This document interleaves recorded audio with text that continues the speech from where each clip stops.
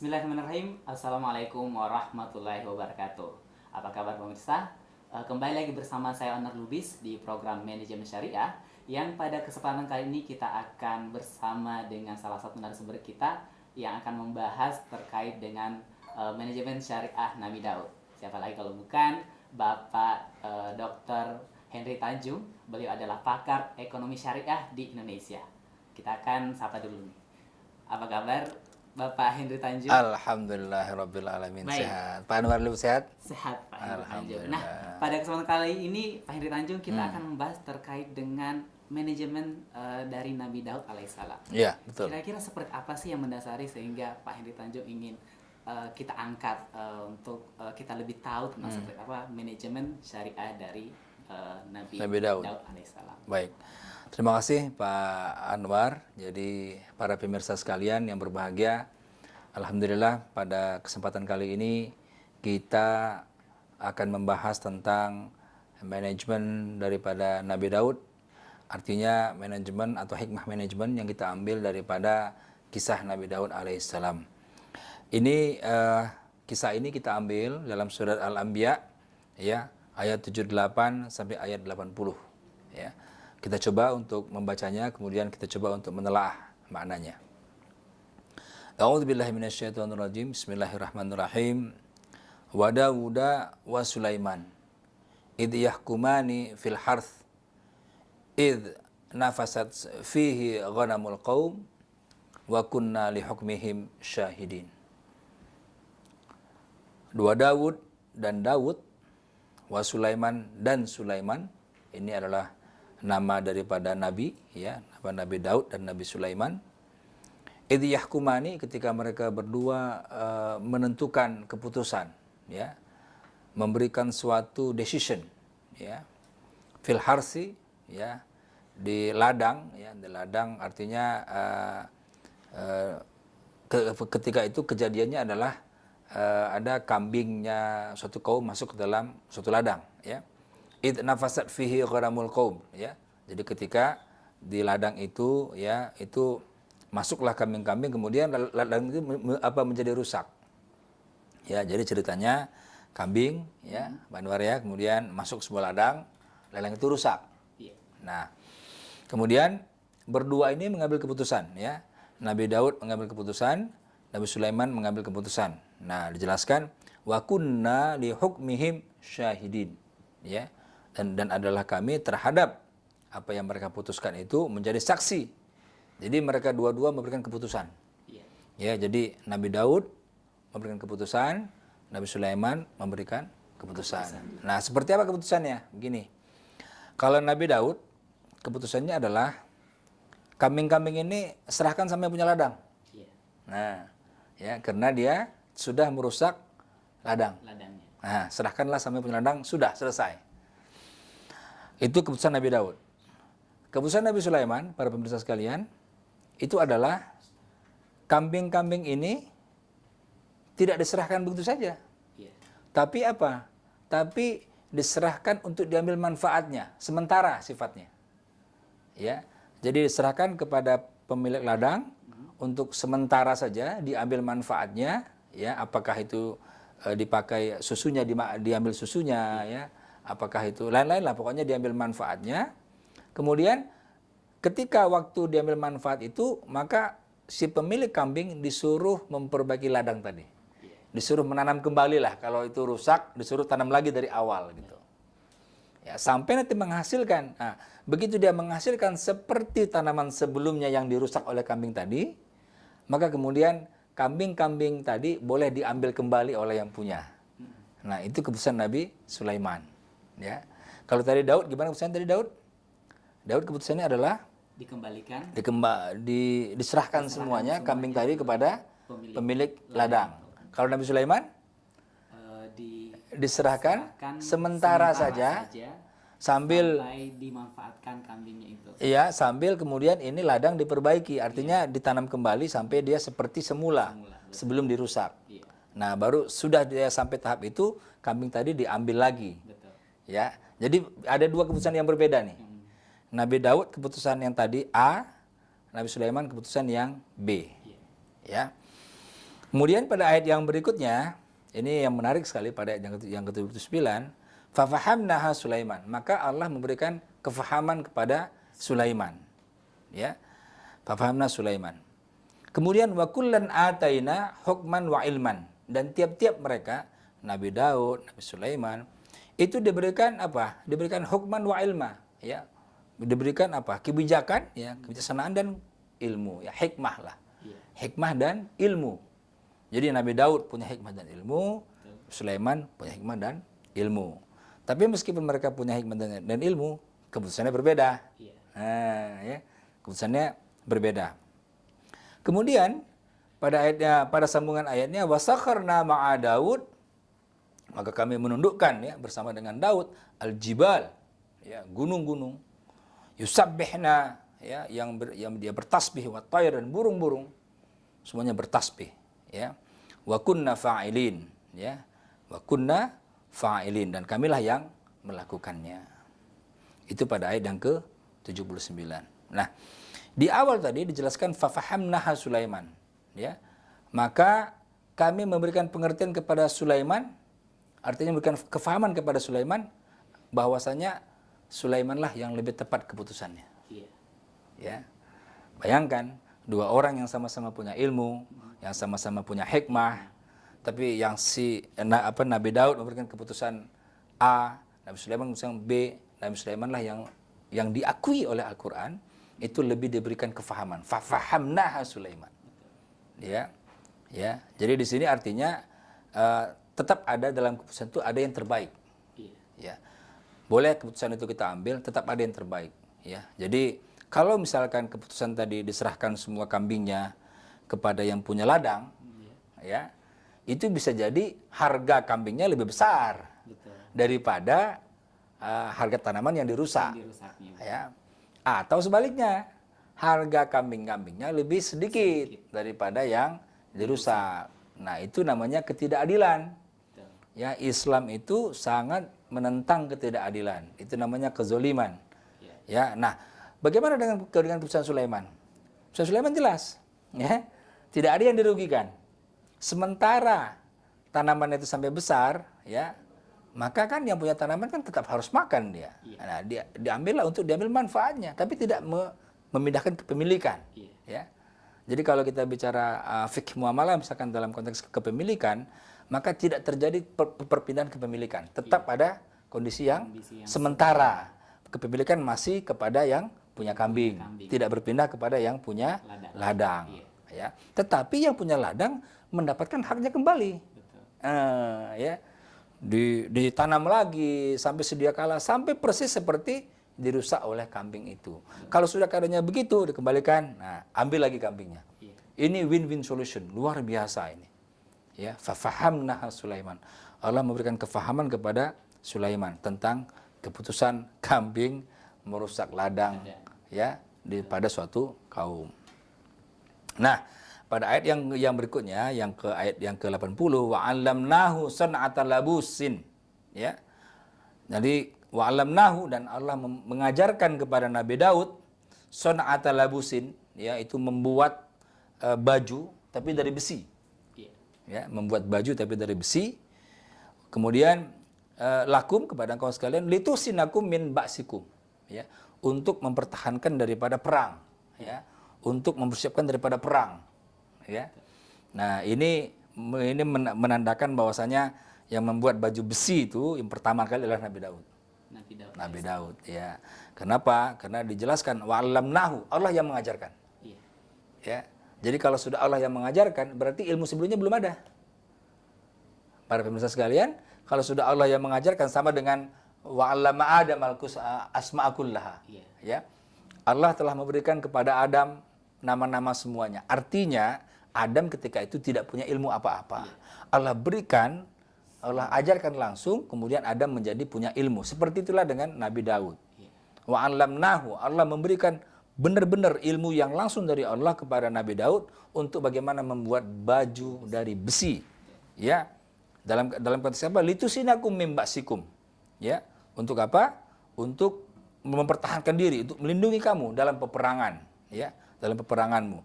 Fahal antum syakirun? apakah kamu bersyukur kepada Allah Subhanahu wa taala? Subhanallah. Ini kisah yang kita belum gali manajemennya ya. Nanti mungkin pada segmen kedua kita akan coba gali satu persatu ya manajemennya. Tapi ini adalah landasan kita berpikir, landasan kita mengambil dalil ya bagaimana sebenarnya manajemen yang diajarkan oleh Allah kepada Nabi Daud alaihissalam. Baik, pemirsa sekalian, itu adalah beberapa gambaran terkait seperti apa latar belakang kenapa kita perlu untuk belajar tentang manajemen dari Nabi Daud alaihissalam. Seperti apa kelanjutannya nanti tetap bersama kami hanya di Umat TV.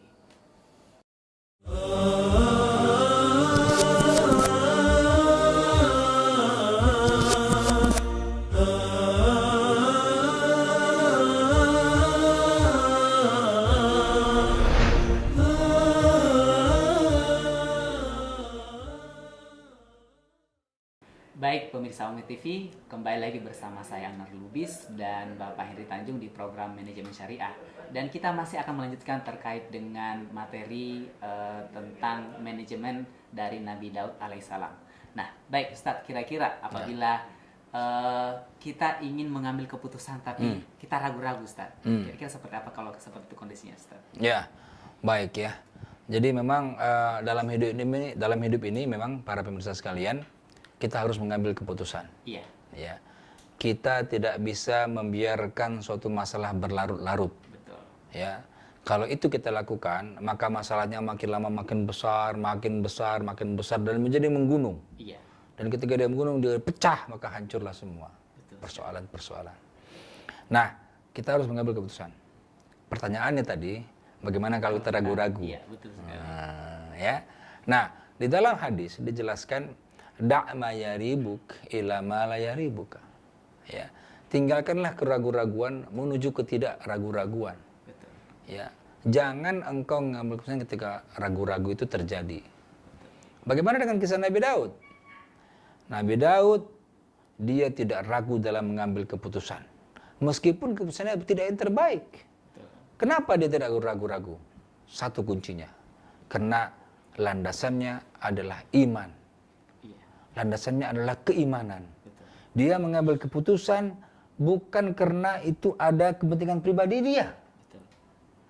Ya, para pemirsa sekalian, betapa banyak orang yang mengambil keputusan itu karena itu menguntungkan kepentingan pribadinya.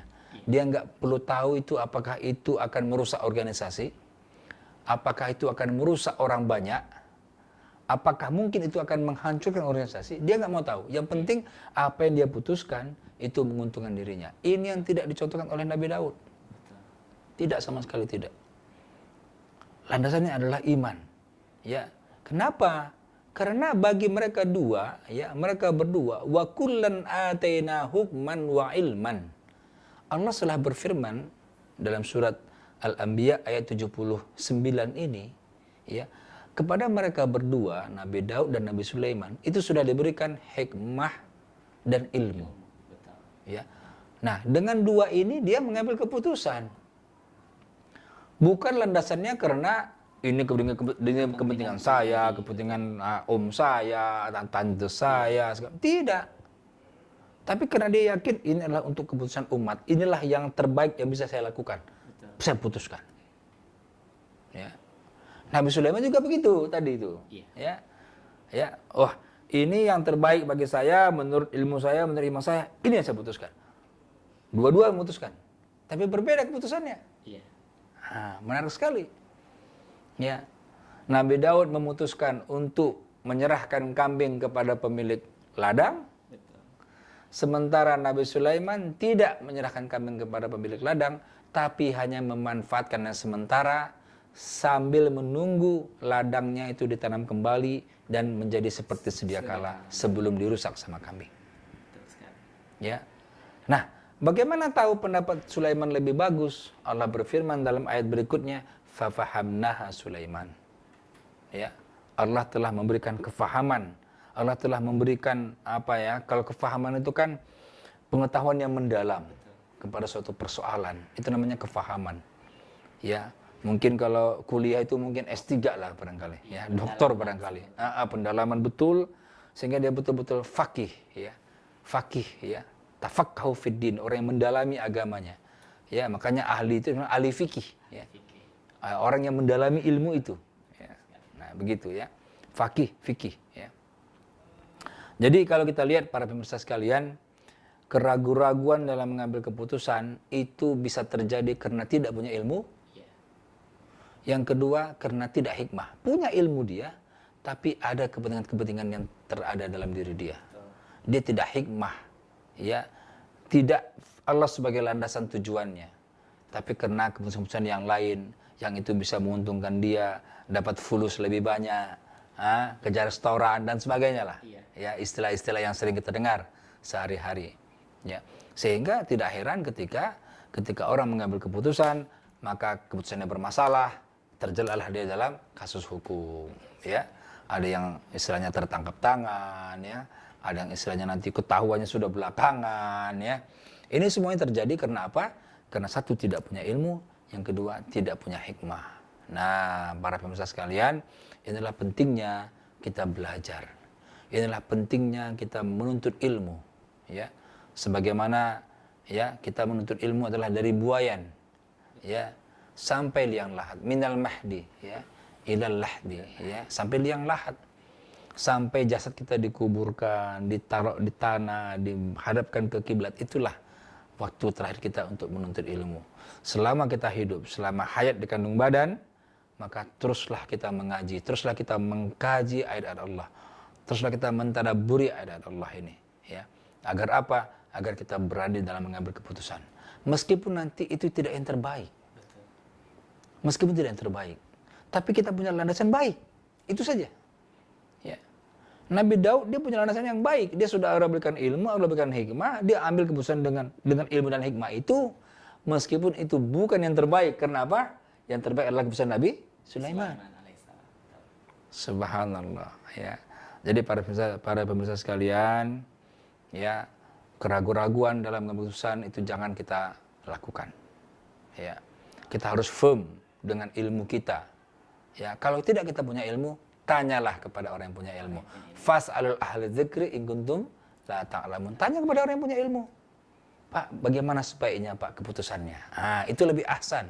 Daripada kita tidak punya ilmu, kita ambil keputusan. Ini berbahaya. Ya, berbahaya. Ya, itulah makanya ciri pertama daripada hikmah manajemen daripada Nabi Sulaiman ini adalah tidak ragu untuk mengambil keputusan jika landasannya iman, ya, disertai dengan hikmah dan ilmu tadi. Itu Pak Nalubis. Menarik sekali Pak Henry Tanjung. Tetapi ada kalanya Ustaz, kita melihat bahwa ketika kita ingin memberikan masukan kepada masalah seseorang, tapi ternyata orang tersebut lebih memilih pendapat orang lain.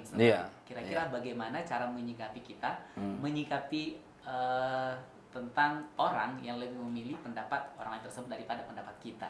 Ya, alhamdulillah. Iya. Alhamdulillah. Jadi kalau orang minta pendapat kita beri pendapat. Dia minta pendapat orang lain. Iya.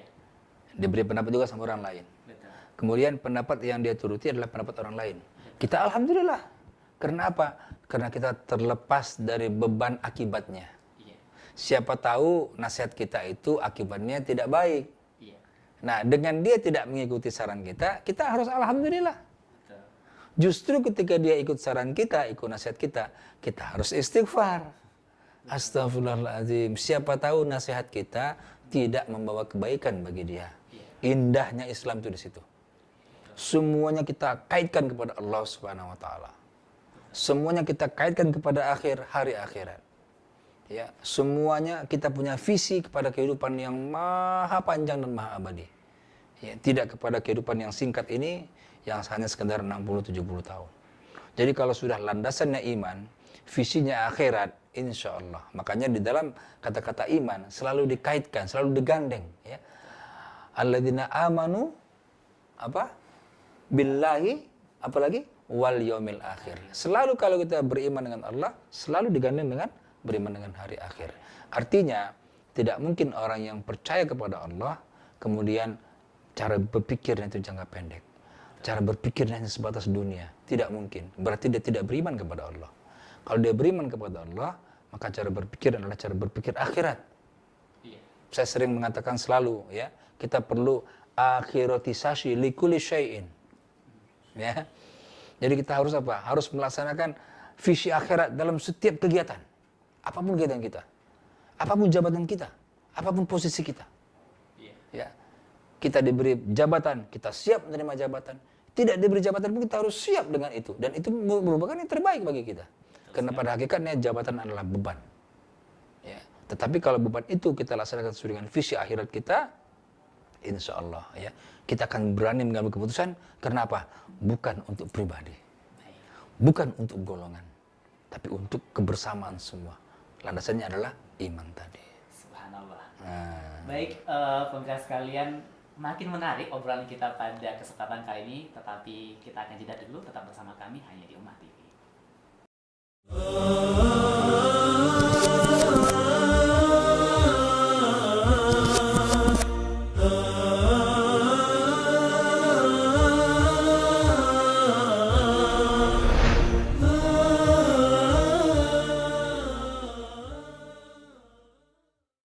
Baik, terima kasih buat pemirsa Ummah TV, masih bersama saya Onur Lubis di program Manajemen Syariah dan masih bersama Ustadz Henry Tanjung.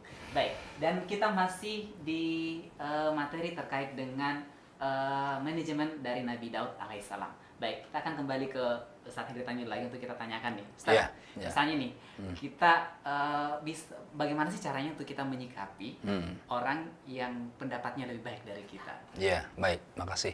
Biasanya orang awam tuh dengki biasanya. Iya. Ya, jadi kalau ada orang berpendapat lebih baik daripada pendapat kita, itu biasanya kita bilang, wah saya dia ada saingan saya nih, ada tandingan saya nih, ya. Gitu. Itu artinya kita itu masih punya ilmu, belum punya hikmah. Betul. Ya, inilah bedanya para pemirsa sekalian. Inilah bedanya ilmu dengan hikmah. Ya. Orang baru punya ilmu, mungkin segudang dia punya informasi, mungkin segudang dia menguasai ilmu tertentu. Betul. Ya. Tetapi orang yang punya hikmah, dia tidak pernah iri, dia tidak pernah dengki kepada orang yang ilmunya lebih hebat daripada dia. Betul. Ya, bukankah kita lihat imam-imam kita, Imam Syafi'i, Imam Hanafi, itu tidak pernah mengatakan saya adalah orang yang paling hebat. Ya, malah mereka mengatakan kalau ada pendapat yang lebih baik daripada pendapat saya, silahkan ikuti. Begitu mereka punya hikmah, subhanallah, luar biasa. Itu yang hari ini kelihatannya sangat minim, sangat minimal. Hari ini orang berlomba-lomba dengan ilmu saja. Di mana-mana orang berilmu. Kadang-kadang malah mencaci maki, menjelek-jelekkan. Pendapat orang itu dihabisin. Betul. Jadi segala macam ya. Seolah-olah dialah yang hebat, dialah yang pintar, dialah yang segala-galanya. Ya, berarti itu masih punya ilmu, belum punya hikmah. Ya. Nah, hikmah ini apa? Bagaimana kita menyikapi bahwa semuanya adalah dari Allah. Semuanya adalah milik Allah. Ketika pendapat kita, pendapat orang lebih baik, kita harus yakin Allah berikan dia karunia dengan pendapat yang lebih baik. Kenapa kita harus iri? Iya, betul. Ini yang jadi persoalan para pemirsa sekalian. Kenapa kita harus dengki kepada orang yang Allah berikan karunia dengan pendapat yang lebih baik, dengan kemampuan ilmu yang lebih baik? Bukankah itu merupakan karunia Allah kepada dia? Ini yang jadi persoalan kita. Ya. Jadi Nabi Daud karena dia sudah diberikan pada apa? Hikmah dan ilmu tadi, dia tidak merasa dengki kepada Sulaiman. Meskipun pendapatnya itu lebih jelek lah daripada pendapat Nabi Sulaiman. Kenapa? Karena Al-Quran mengatakan fafahamna Sulaiman. Sulaiman yang Allah berikan kefahaman yang lebih mendalam. Betul. Ya. Kalau ilmu itu para pemirsa sekalian, kalau istilahnya kalau orang mengatakan ada langit di atas langit, itu artinya kalau ada orang pinter, pasti ada yang lebih pinter lagi. Ya, begitu terus. Tapi kalau hikmah itu sudah merasuk ilmunya ke dalam hati sanubarinya. Sehingga apapun yang dia katakan sesuai dengan ilmunya, ujung-ujungnya dia bilang wallahu a'lam. Ya, Allahu a'lam. Karena Allah lah yang maha ilmu, Allah lah yang maha mengetahui. Ya. Allahu samiul alim. Ya, Allah maha mendengar, Allah maha mengetahui. Gitu ya. Jadi ilmu kita itu tidak ada satu ujung kaki, satu ujung jari. Tidak ada. Ya. Nah, oleh karena itu para pemirsa sekalian, inilah yang harus kita tiru daripada manajemen Nabi Daud. Ya, dia tidak pernah ragu tadi yang pertama, dia tidak pernah ragu dalam mengambil keputusan karena landasan dia adalah iman. Yang kedua, ketika keputusan orang lain lebih baik dan dia tidak merasa iri karena apa? Karena dia punya hikmah. Ya, hikmah itu apa? Hikmah itu adalah merasakan semua yang dimiliki itu dari Allah Subhanahu wa taala. So, untuk apa kita harus iri?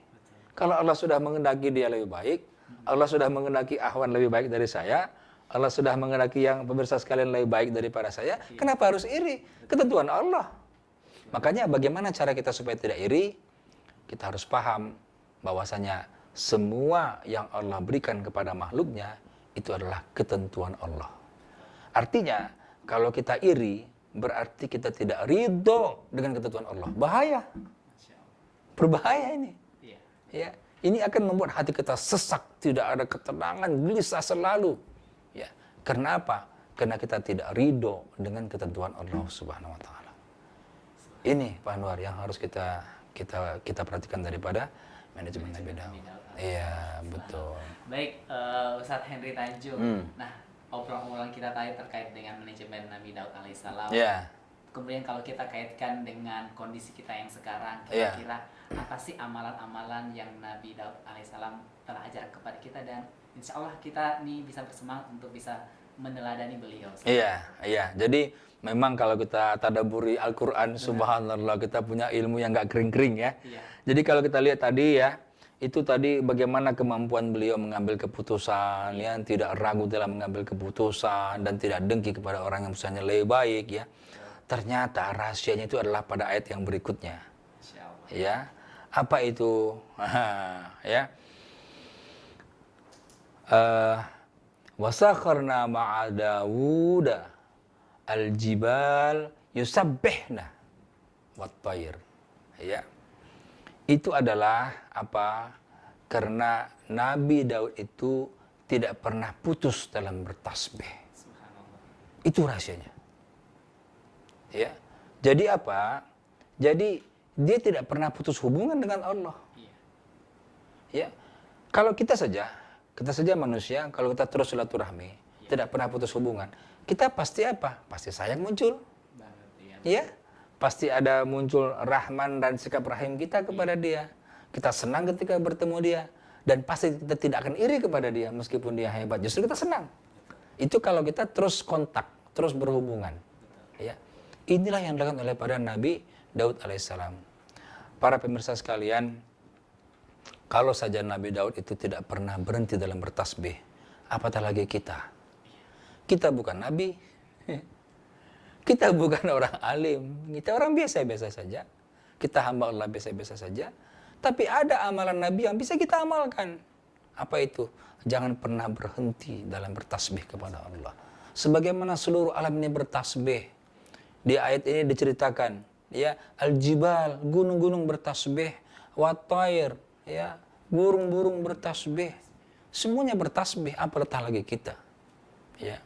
Nah, rupanya rahasia tasbih inilah, ya, tidak pernah berhenti. Dia terus mensucikan nama Allah. Rahasia itulah sehingga apa? Sehingga Allah berikan dia ilmu hikmah, ya, diberikan dia kebijaksanaan dalam menghadapi segala sesuatu, ya, sehingga dia berani dalam mengambil keputusan. Ini yang penting, ya. Jadi rupa-rupanya kalau kita sudah hilang kontak dengan Allah, ya, kemudian tidak ada lagi hikmah, ilmu pun tidak ada, ya, apa jadinya? Hancurlah semua urusan, ya. Tidak berani mengambil keputusan, persoalan dibiarin, makin lama makin numpuk, akhirnya meledak seperti balon yang sudah ditiup bulat gitu, terus meledak gitu ya. Nah, inilah berbahayanya orang yang melepaskan diri daripada hubungan dengan Allah Subhanahu wa taala. Ya. Itu Pak Anwar. Subhanallah. Nah, mungkin Ustaz, begitu banyak yang Allah Subhanahu wa taala berikan kepada Nabi Daud alaihissalam. Ya. Dan mungkin juga begitu banyak juga yang telah diberi amalan telah diberikan dan telah dilakukan oleh Nabi Daud alaihissalam kepada orang-orang dan pada zamannya seperti itu. Nah, Ustaz Henry Tanjung, saya penasaran kira-kira apa sih bentuk rasa syukur dari Nabi Daud alaihissalam dari banyaknya ilmu dan Ilmu. hikmah yang diberikan Allah SWT kepada Nabi Daud, dan mungkin itu juga bisa kita belajar untuk kita meneladani beliau. Ya, apa bentuk syukur? Itu adalah kerja keras. Kerja keras. Yang kedua, inovasi. Subhanallah. Nah, kita baru bicara inovasi sekarang-sekarang. Betul. Nabi Daud itu orang yang pertama membuat baju besi. Subhanallah. Ya, mari kita baca ayat yang berikutnya. Wa 'allamnahu sun'ata labusin lakum. Ya. Allah telah mengajarkan Nabi Daud ya bagaimana membuat baju besi untukmu. Betul. Untuk apa? Litusinakum min ba'sikum, untuk melindungi kamu daripada peperangan. Iya. Ujungnya adalah fahal antum syakirun, ya, apakah Anda bersyukur? Ya. Jadi inilah bentuk syukurnya Nabi Daud alaihissalam. Ya, dengan ilmu yang diberikan itu dia bekerja keras ya untuk kejayaan Islam. Ya, dia bekerja keras, dia melakukan inovasi. Apa itu? Membuat baju besi yang sebelumnya tidak ada. Belum pernah ada. Belum pernah ada di dunia itu baju besi. Itulah yang dilakukan. Itu namanya inovasi. Subhanallah. Ya. Nah, kalau hari ini kita bicara inovasi, itu artinya kita mencoba hal-hal baru yang itu kemudian bermanfaat bagi umat, bagi kejayaan Islam.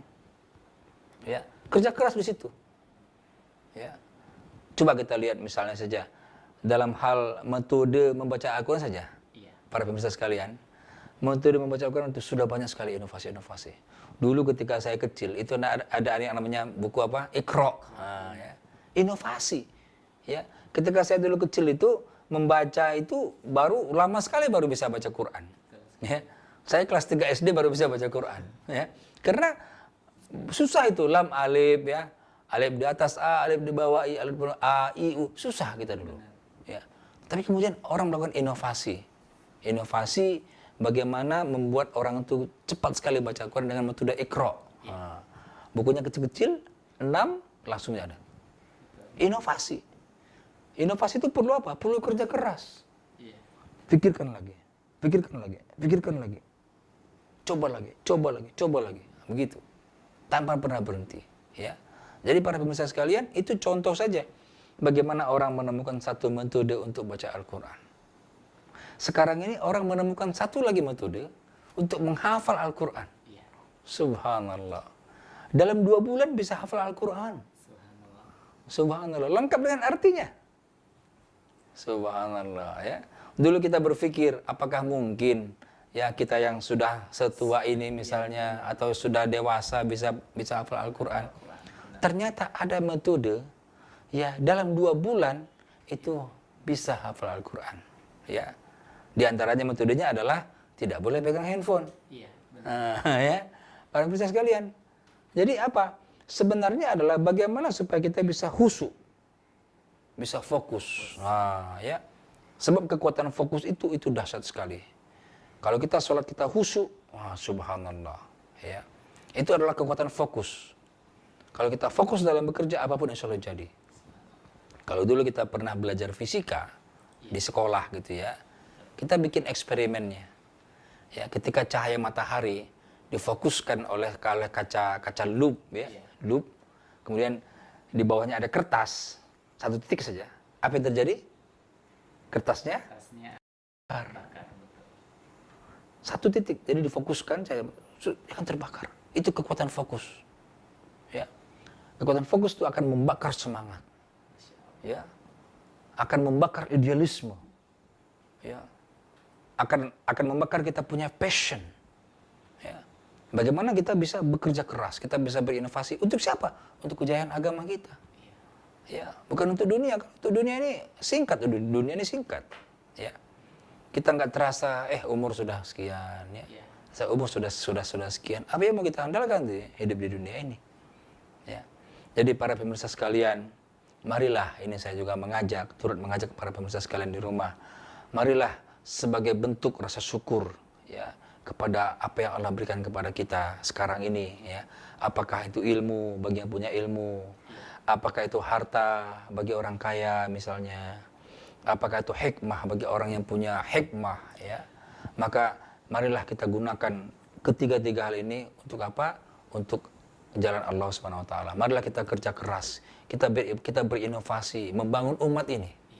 Umat ini sudah terlalu lama dinabubukkan oleh hal-hal yang tidak mendidik, ya. Oleh tayangan-tayangan TV, maaf, misalnya saja, yang tidak mendidik, ya, yang tidak mendidik, ya. Jadi ini yang harus kita perhatikan, Bapak pemirsa sekalian, ya. Jadi kalau kita lihat tadi sejarahnya, ya, kita tadi kisahnya, ya, bagaimana kemudian Nabi Daud itu diberikan ilmu, kemudian diberikan hikmah, kemudian dengan itu dia mengambil keputusan, ya, dengan itu dia tidak iri kepada keputusan orang lain, ya. Terus yang paling harus kita ikuti adalah dia tidak pernah putus dalam bertasbih, ya. Makanya banyak orang-orang sekarang itu yang pegang tasbih, ya, banyak pegang tasbih para pemirsa. Ya, ini dalam rangka meniru amalan Nabi Daud, ya. Bertasbih terus, ya. Bertasbih terus, walaupun mulutnya diam, tapi ininya muter, hatinya yang bertasbih. Subhanallah, ya. Ini juga kita bisa amalkan. Ya, silahkan mana yang lebih enak saja.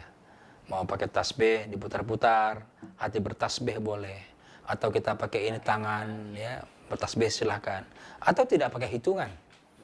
Ya, karena Allah pun kepada kita tidak hitung-hitungan. Maka kenapa kita harus hitung-hitungan kepada Allah? Ya, setiap saat saja. Ya, sebagaimana ulul albab, ya, alladzina yadhkurunallaha qiyaman wa qu'udan wa ala junubihim. Qiyaman, orang yang berzikir kepada Allah qiyaman, ketika berdiri. Wa qu'udan, ketika duduk. Wa ala junubihim, ketika berbaring. Ya, ini sebenarnya simbol-simbol saja. Ya, artinya kalau cuman kita berzikir ketika berdiri, ketika duduk, ketika berbaring, berarti kalau jongkok tidak berzikir dong kalau gitu. Ada orang bilang begitu pada pemirsa sekalian. Ya, kan di Quran katanya ayatnya berzikir ketika berdiri, ya, ketika duduk, ketika berbaring, ya. Nah, gitu. Jadi kalau misalkan cuman pada saat-saat itu, kalau jongkok nggak berzikir dong. Atau kalau lagi ruku tidak berzikir dong, karena itu tidak berdiri, tidak duduk gitu. Itu hanya misal saja. Apa permisalan? Artinya dalam setiap keadaan. Dalam setiap keadaan. Artinya apa? Anytime. Anytime, kapan saja. Ya. Tidak pernah berhenti daripada berzikir, bertasbih menyebut nama Allah. Subhanallah, subhanallah, subhanallah. Bukankah zikir yang paling utama adalah subhanallahi wa bihamdi, ya. Subhanallahi wa bihamdi, itu zikir yang utama, ya. Nah, yang perlu juga para pemirsa sekalian yang ingin saya tekankan adalah mari kita bekerja keras. Ini yang saya ulang-ulang. Mari kita bekerja keras untuk kejayaan Islam ini. Kita nggak bisa berleha-leha. Kita tidak bisa tidur-tidur di rumah. Islam ini jaya, tidak bisa. Ya, Rasulullah pun dulu begitu. Rasulullah ketika puasa, perang, Rasulullah lakukan perang di bulan puasa. Itu perang pertama, perang Badar seperti itu. Ya, tidak tidur-tiduran. Lantas iman masuk, tidak. Tapi iman masuk dengan dijemput. Ya, hidayah itu harus dijemput, bukan ditunggu. Ya, sama dengan iman juga begitu. Artinya apa? Kita perlu kerja keras. Ya, kita perlu melakukan inovasi, tuangkan daya fikir kita untuk bagaimana kejayaan umat ini. Ya, inilah hal yang penting sekali. Ya, di tengah-tengah kerusakan generasi itu dari sudut segala macam media-media yang tidak mendidik yang kita lihat sekarang ini. Ya, mengajak orang untuk berjoget-joget segala macam. Ya, mengajak orang untuk lupa kepada Allah segala macam. Inilah yang harus kita hindari. Gitu, Pak. Baik, sangat menarik apa yang disampaikan oleh Ustadz Henry Tanjung. Dan baik, pemirsa sekalian, tidak terasa waktu juga yang telah memisahkan kita pada kesempatan kali ini. Insya Allah pada kesempatan berikutnya kita akan kembali lagi untuk menyampaikan beberapa hikmah dari manajemen syariah Hmm. ala Nabi dan Rasul Allah Subhanahu wa taala. Terima kasih buat pemirsa yang telah menyimak kami, telah bersama kami selama 1 jam ini, dan kami juga ucapkan terima kasih buat Ustaz Henry Tanjung Iya. yang telah banyak ilmu dan hikmah juga yang telah dikabarkan kepada kami dan kepada pemirsa sekalian. Baik, mohon maaf bila ada salah-salah kata, dan sampai ketemu di lain kesempatan. Subhanakallahumma wa bihamdik, asyhadu an la ilaha illa anta, astaghfiruka wa atubu ilaik. Wassalamualaikum warahmatullahi wabarakatuh. Waalaikumsalam. Masya Allah.